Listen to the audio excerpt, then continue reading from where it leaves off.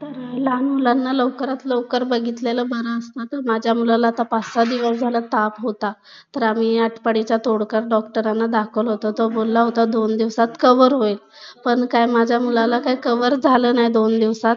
त्याला कंटिन्युअसली सकाळ संध्याकाळ ताप होताच. पण काय त्याला बरंच वाटेना. पोट वगैरे त्याचं भरपूर आवत होतं. आम्ही पोटातल्याचं औषधसुद्धा दिलं. पण त्याला काही बरं वाटेना.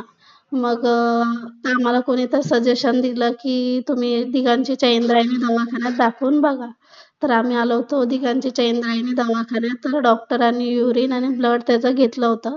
तर त्यांनी सांगितलं की त्याच्या पेशी कमी झाल्यात, त्याला रक्तसुद्धा कमी आहे, डी जीवनसत्वसुद्धा नाही आहे. तर मग ॲडमिट करायला लागेल 5-6 दिवसासाठी. तर मी ॲडमिट केलंय. आता बघू स्वामी आणि माझ्या बाळूमामाच्या कृपेने माझ्या पोराला बरं वाटू द्या.